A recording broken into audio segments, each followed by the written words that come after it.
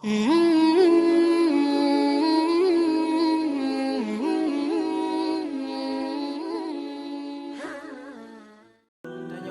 dalam kubur, nyaganya sukses. Aman dalam kubur itu sukses.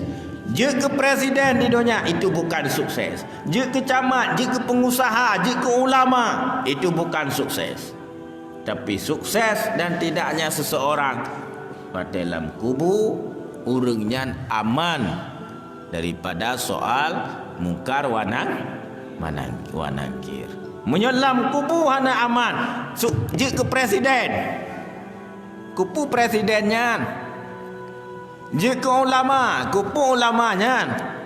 Jika pengusaha, kupu pengusahanya. Jika urang wemecak, kupu urang wemecaknya. Jika urang tupah semerah, kupu urang tupah semerahnya. Nyan memandung proses di dunia ini untuk mencapai sukses akhirat, bukan untuk mencapai sukses dunia. Dunia tidak ada kata-kata sukses. Cuma dunia itu proses untuk sukses dan gagalnya seseorang di negeri akhirat.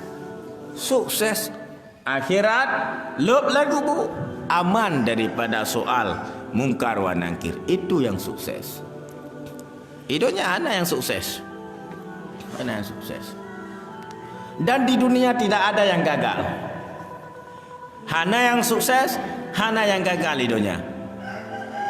Tidak dikatakan dia itu gagal karena miskin. Tidak.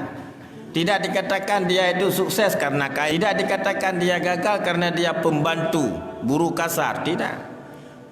Tapi gagal dan suksesnya diukur daripada bagaimana nasibnya di dalam kubur. Ya, nunggu tua. Orang yang selalu mengingat kematian dan dia merasa takut dengan nasibnya di akhirat, maka itu hidayah dan petunjuk. Tapi orang yang melupakan kematian dan dia tidak akan pernah merasa takut dengan nasibnya di esok hari, yaitu di yaumil mahsyar, berarti dia sudah sesat dan nyata sesatnya. Ya, ini tua. Ya.